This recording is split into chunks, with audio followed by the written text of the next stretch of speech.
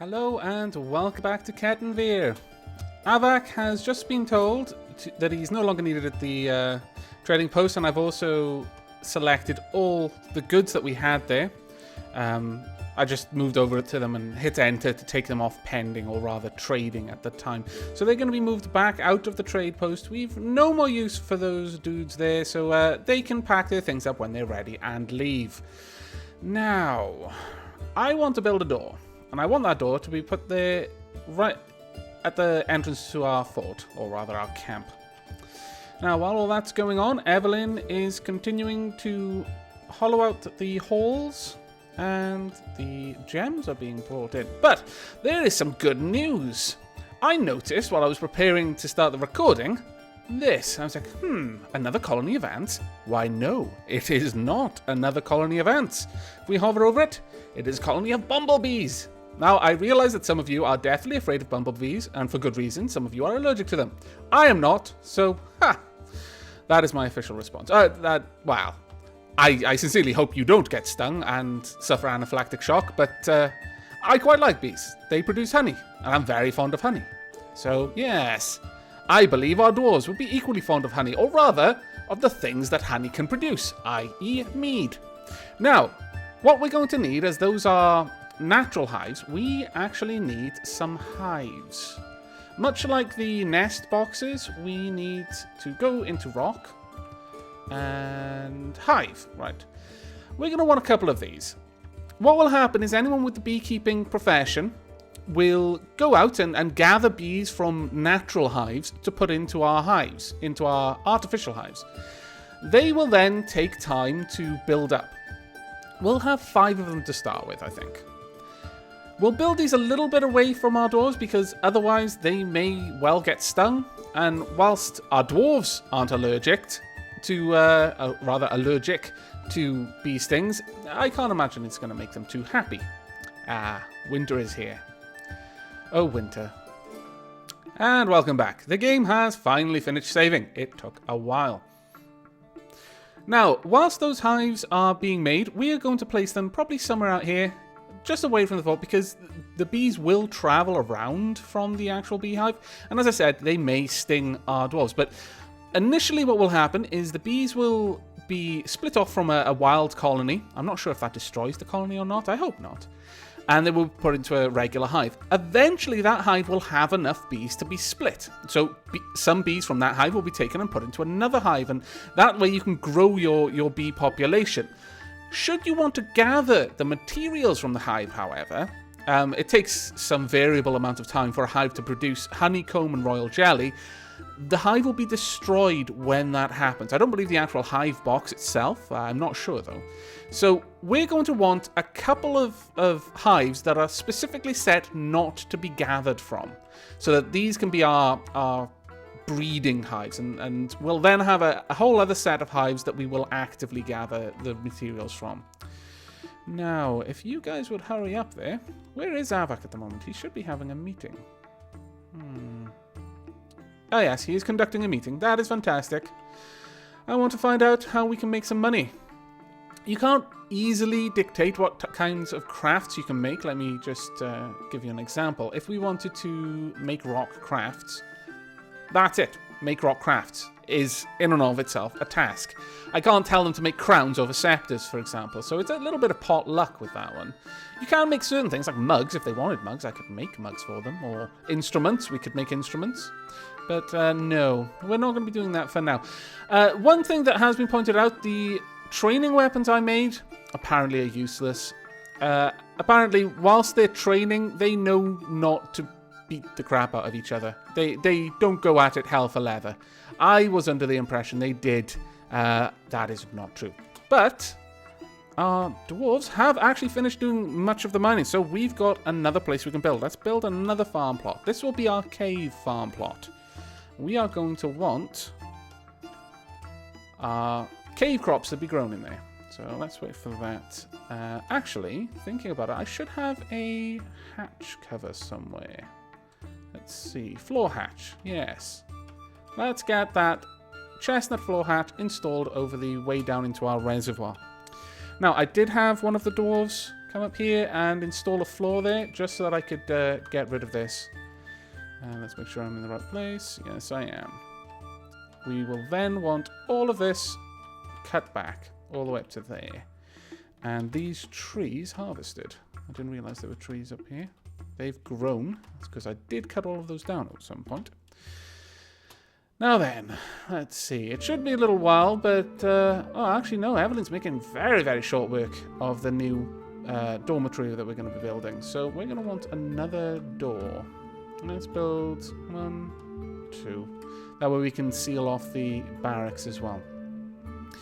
Now, our farm plot has been made. Now, with the above-ground crops, there wasn't very much variance between the seasons, so I didn't really touch on that. But the cave crops have great amount of variance. In spring, you can grow dimple cups, quarry bushes, sweet pods, and plump helmets. Dimple cups generally make dyes.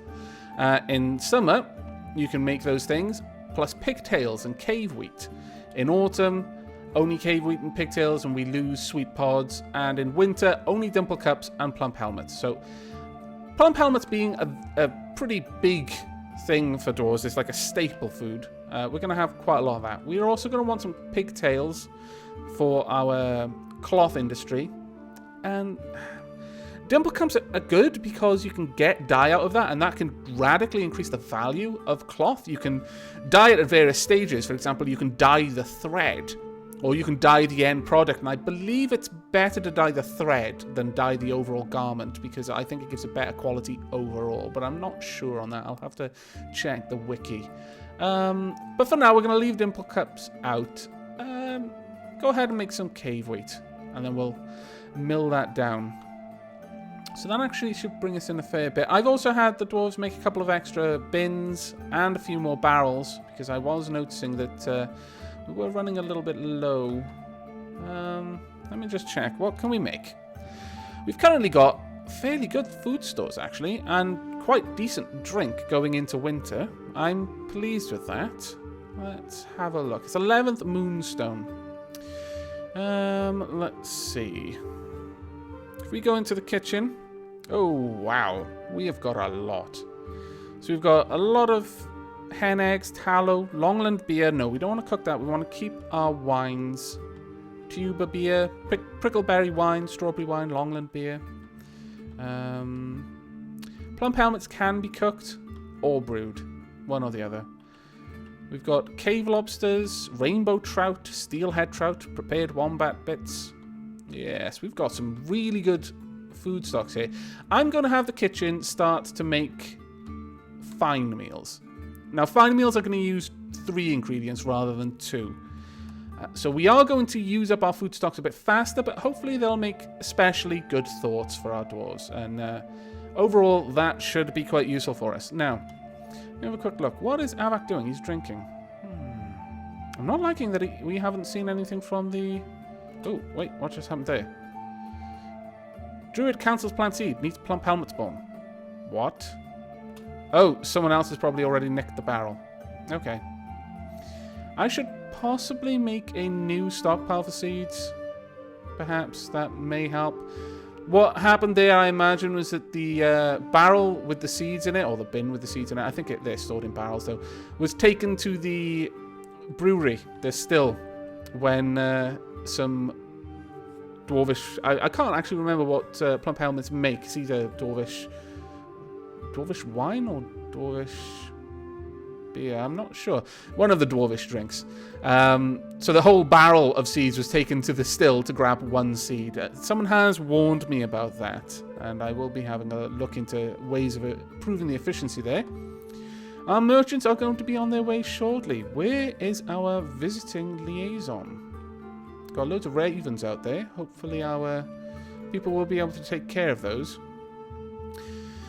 Where are you? Let's zoom to creature. Where are you? You're outside. Why? That's not good. But one thing I didn't actually show you earlier, I can't show you now because I've taken Aavak away from the trade post, but you can actually seize goods. If you need to, you can just flat out tell your dwarves to go in there and take the goods by force. The merchants will typically not stop you. They're not here to have a fight. If you're going to force them to give up their goods, they'll let you take them. The kicker will be, though, that you will lose a lot of reputation, they'll be unhappy, and that can cause problems later on. So it's not something you should make a habit of doing, really. In the comments of the last video, someone asked how to take down a wall. If the wall is being built, in fact, I'll quickly show you. If I was to, say, build a wall, as I was doing before, but I'll build a floor in this case. There. So it's a bit hard to see, but there is an actual floor there. And as I get close with Q, it brings up the settings. Because this is a construction site, I can tell it to be removed or suspended. There we go, it's gone. But once it's built, this little floor there, which I built to get to a little island of dirt that I wanted to turn into a ramp, you have to get rid of that in a different way. You need to go use D to bring up your designations, and you want remove construction, which is N. And you'll see all these things are being highlighted that can be removed. These are flashing red because they're actually constructions on the layer below the one I'm at. But this one is on this layer. So I've now designated that to be removed. So a dwarf should make their way up here shortly and take care of that for me. And I'm going to go ahead and channel that area down.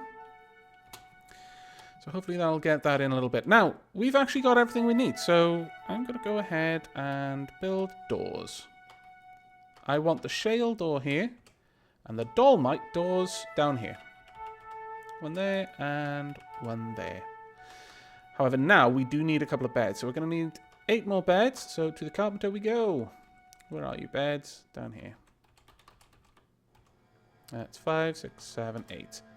Now, to make a barracks, we are actually going to have a specific type of furniture. Can either be armor stands or weapon racks or a combination of those things. I think you can actually do it from a bed as well, but we're going to do it from... we're going to make 2 armor stands and 2 weapon racks.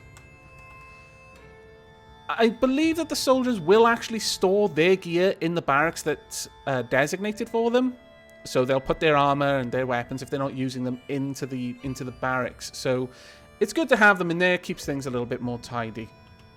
But that does mean that we're going to have a look at designating a military. Possibly in this episode, maybe in the next one, because that is a fairly big thing to get into and might actually take a large part of an episode all of its own for me to explain the ins and outs. But for now, we should actually have some nest boxes or some hives. Yes, we do. Okay, let's place these up here, suitably far away. Oh, I've only got one. Damn it. Are you making more hives? No. Why are you not making more hives? Let me see. Did you cancel making hives? No? No? I don't think you did. Interesting. I'm going to have a look at that. Let's go to the stock screen. Actually, I have no idea where in here we would find hives. If we would even find it at all. I've never dealt with this. I actually looked it up on the wiki when I was preparing to record and noticed that we actually had beehives in the wild. Okay, well, I'll try and build one more of them, and if I can't, because it says I don't have any, oh no, it's saying I do, we'll place them 2 apart. Okay, yeah. And one there, and... oh no. Yikes, that was in the wrong place. Need to get rid of you. And go back to building another hive. And we'll place this one over here. There we go. Now those hives should help. Now, one thing you may be noticing is there's an awful lot of red here where there was green before. And that's because our domestic animals that actually graze are eating the grass. Also, the dwarves are trampling it. So you will need to keep that in mind when you're setting up a pasture. You need it to be big enough that the animals won't starve. Because they will, if you leave it like that. Now, our hives are there. We want them to install colonies and not gather products. So it saves the colony for being split. Same here. Save that colony for being split. So we'll just leave those. And once the other 3 hives are built, I'll do the same there. But I believe this just had a bee put in it. Did it not? I think someone did just actually bring a bee up there. That's fantastic, because I wasn't actually aware that I'd set up our farmers with the orders to do beekeeping.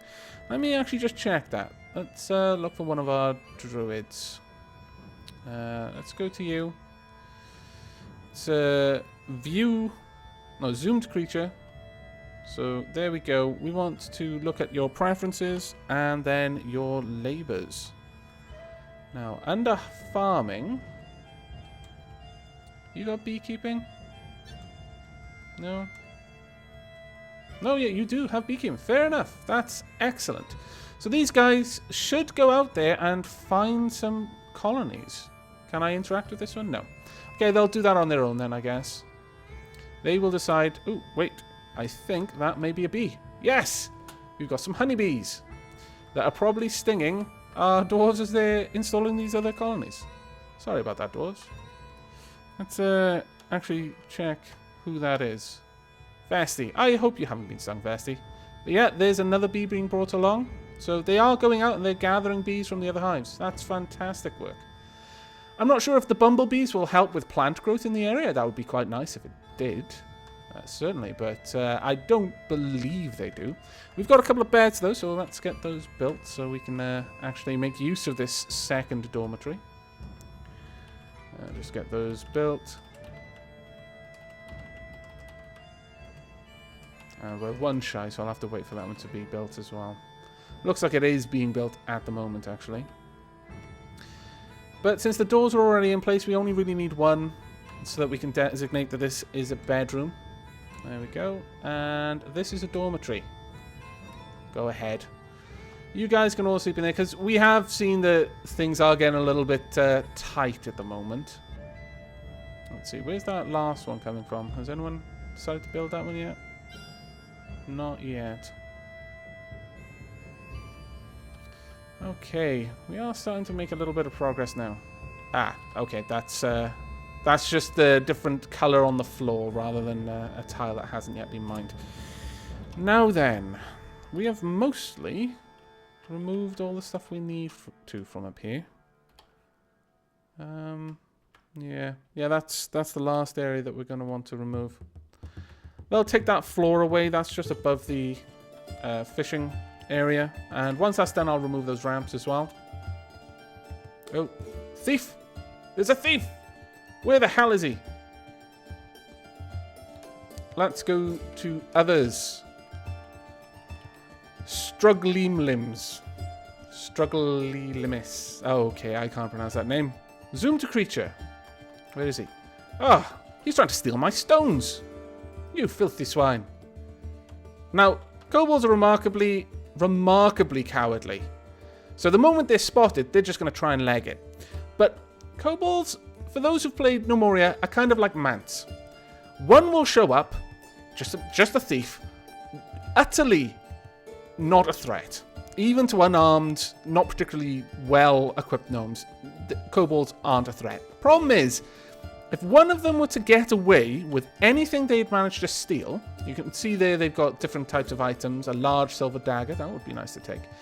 But if one were able to steal anything from our fort and get away with it, and once they've got something, they will just try to make a beeline out of the fort. I think he's gone. Yeah, he's gone.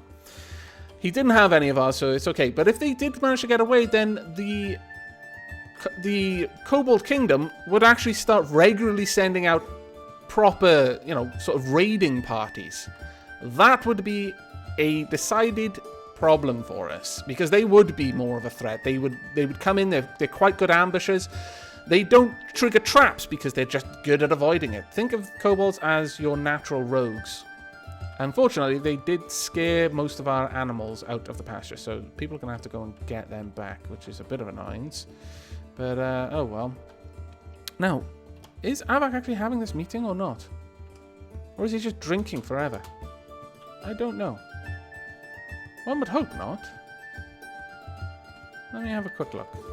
What are you doing, Aavak? Let's see. Oh, that's Vesti. There's Aavak. He's got a funky wood barrel. Longland beer. Yeah, there's 4 Longland beers in there, so you should be able to drink that. I'm a little bit concerned because he's been doing that for a very long time now. I'm gonna have to keep an eye on that situation. I would hate for Aavak to die of thirst, stood there with a barrel full of drink. No, no, he's okay. That's good. And it actually looks like our liaison... Oh no, Aavak has decided to go do something else. Aavak, you're being very rude. In fact, I think now would be a good time to flip the dwarf therapist, actually, and just check out and possibly take Aavak's other hauling tasks off him, because it is starting to get in the way. So, see you in dwarf therapist. And hello. So, here we are. This is what we've got set up at the moment. Nothing really much has changed, but Aavak clearly needs to change a few things. Oh, wow, he's level 4 appraiser now. That's brilliant. That is probably from trading. He's much better now at judging the worth of items. Now, what I'm going to do is I'm going to go to the administrator profession, and I'm just going to edit some of the hauling tasks out of here. So you're not going to have to haul animals. You are still going to have to bury things and occasionally clean things. You know, you're not going to get completely free, right, Aavak? I mean, yes, I know counting things is hard. But no, you must muck in with the rest of them. Otherwise, they will lose respect for you. You've already got 2 grudges. Can't afford to be pissing them off any more than you already are. Alright.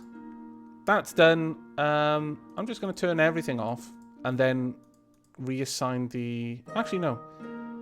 There was a bit of an odd thing in the other version of Dwarf Therapist. If you assigned a job that you changed, like you changed a custom profession, but then tried to assign it to someone who had the old version of that custom profession, it wouldn't take. But in this one, it actually works. So, yeah, that should be fine. Right, is there anything else we need to look at? We've got beekeeping, okay. Shearing, milking. Yeah, I think we're actually doing fairly good. I think we may add pressing, though, to our foodsmiths, because that's going to be useful with... And maybe even milling as well. Yeah, we're going to add milling and pressing to our foodsmiths. So let's do that. Where are you, foodsmiths? Pressing is used for pressing the honeycombs to get honey. And I think maybe some other stuff. I'm not sure. But milling, obviously used for milling the cave wheat. So we want M and... Where are you? Pressing. There we go.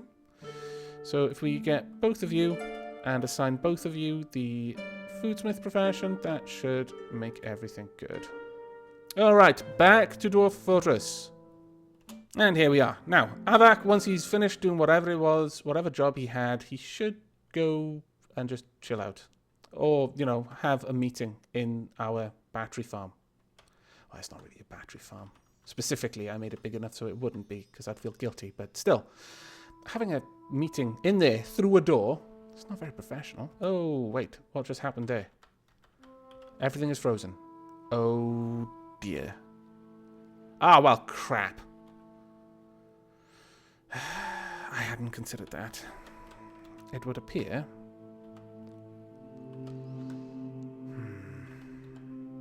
That is very, very ungood. It would appear that if the well is considered outside, it will freeze over. That was the specific reason I made it was to have a well. Damn. Okay, we're going to have to build a roof over that area then, I guess. That was not something I was planning on, honestly. But, okay. It's construction. Build construction, rather. Now, we're going to want a floor. And go on, and we'll make it out of wood. We can't seem to put it there, though. For some... Oh, it's because it doesn't have access to it. Okay. Right, so we've got a fairly good sized area here. We'll just have this whole thing covered and bring this up. Like so. Now, what are we going to make this out of? If we've got any shale blocks, we do. We've got quite a lot of shale blocks, actually. We've got 28 of them. Okay, we'll make this out of shale blocks. There we go. And again, just by there. And once again, shale blocks. That should protect our well in the future. It won't really do much good for us right now, but you live and learn, I suppose. Hopefully that hasn't broken the well completely.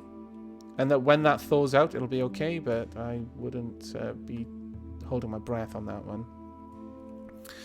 Right, now, we should have our armor stands, so let's go ahead and place these. There's one there, one down here, and weapon rack. Where are you going to be? Weapon rack down here. Let's stick these in. Right, that should be good enough for our barracks. Once that's built, I will set that up as a barracks, and then we'll see where we stand. Don't roll over my hives, thank you. I hope the bees stung you. Oh, you're walking over my hives. What are you? Oh, you just because you got an axe, you think you rule the roost. My bees will. Oh, whoa, whoa, whoa! We've got another. Damn it! Where is he? Okay. Once again, you could zoom to this, I believe, from the report. Like if you zoom to location. Oh, he was spotted by our dogs. Kill him, dogs! No, okay, he's running away. Has he stolen anything? No. Phew. Well, the dogs at least did spot him. It would have been better if they'd... Ah, man, all of my animals, once again. Bloody kobolds. There's a reason why no one likes you. Okay, where are you off to? Oh, you're taking things up there. Of course, they are going to have quite a long way to walk. I should have thought about that, actually. It's going to be a little while before they've built that roof. But on the plus side, we now have a weapon rack in here, so we can make a barracks or an armory. I'm not sure really what the difference is. We can assign this. We can give it a name. I believe assigning it... no, we don't want to assign it to a specific person. Is there any particular way?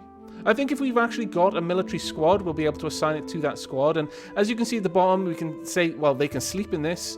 They can store their equipment here as a squad or individually, and they can train here. I will mostly be making it squad equipment and training. Yeah, on the whole... Though I'm going to leave that to the next episode because the military is a fairly complicated, or at least it can be. And it's complicated in an amazing way. I mean, literally, if you really wanted to, you could make stormtroopers. But finally, we've actually got our liaison. I was starting to worry. Okay, well, we finalized the import agreement. Look over the documents. Where's the leather that I selected?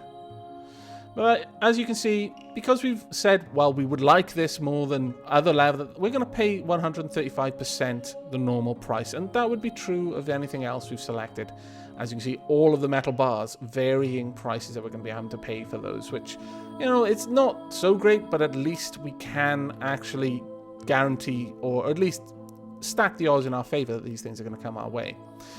Now... we're going to talk about what they want to buy from us, which is actually quite important.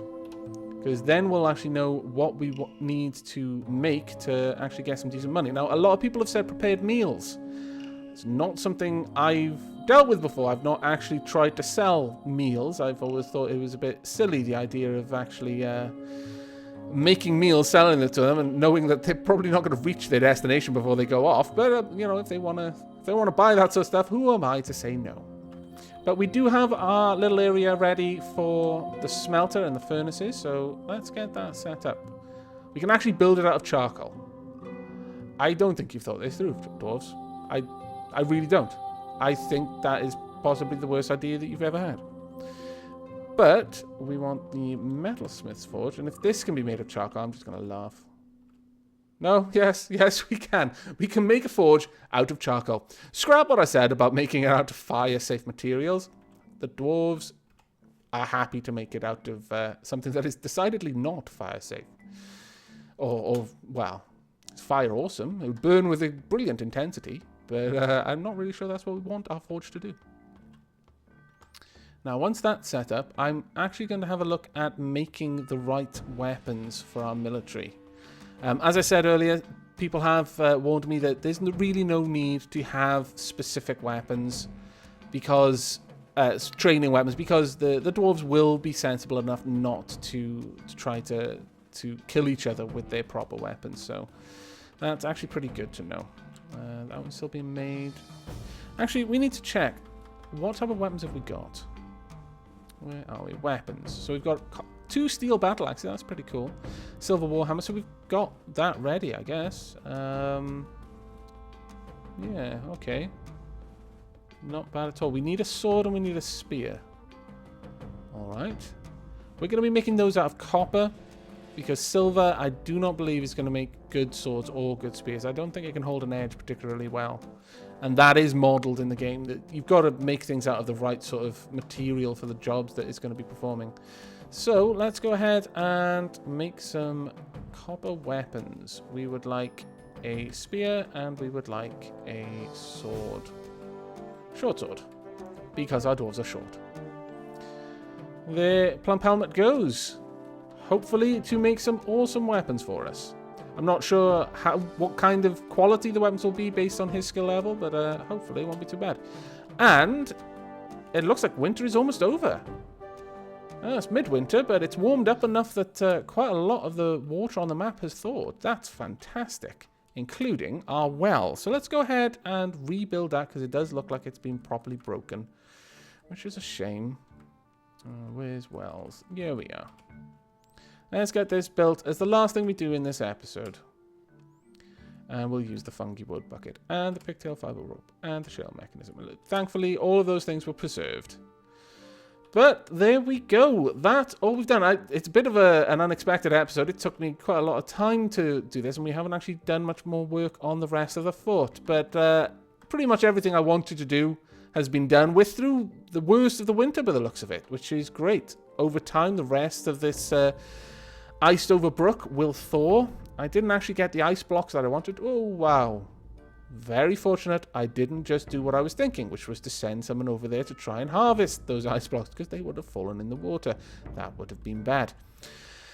But, as I was saying, we didn't really get everything done that I wanted to do here. I did want to continue working on this, and we'll probably be doing that in the next episode whilst I go over stuff to do with the military. But for now, Cattenvîr is nearing the end of its first year, and I'm actually pretty happy with what we've managed to do. We've got a really good supply of food and drink.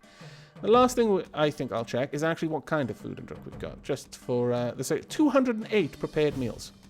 Wow. Significantly more than I was expecting. Lots of biscuits. Have we actually got any good things? Okay, we've got some stews. We've got wombat tallow stew. Yum, yum. Let's have a quick look at what our wombat tallow stew is made of. This is a stack of 7 exceptionally prepared wombat tallow stews. The ingredients are finely minced toad meat, superiorly minced wombat tallow, and well-minced wombat tallow. Well done. That sounds delicious. Steel trout stew. Steelhead trout stew. That sounds a lot better. We've got exceptionally minced prepared mountain goat heart, superiorly minced mountain goat intent. Oh, I take it back. Really, dwarves, I just don't even know what to talk about. I'm generally fairly willing to eat anything, but some of this is quite disgusting. Finely minced prepared wombat kidney, superiorly minced prepared wombat brain, and well minced prepared llama heart. Okay, that actually doesn't sound so bad. That sounds quite edible. Much more edible than the rest of the stuff. So I hope that Aavak makes a beeline and reserves those for himself. But yes, that's it for this episode. It has gone over a little bit again. Sorry about that. But we have actually got all of the rooms now that I want to have. And we've even got some beehives going, which was quite a surprise to me. So in the next episode, I'm going to be setting up the military, having them start training, and actually getting back to mining and setting up the fort proper. So I hope to see you then. But until then, and as always, do take care.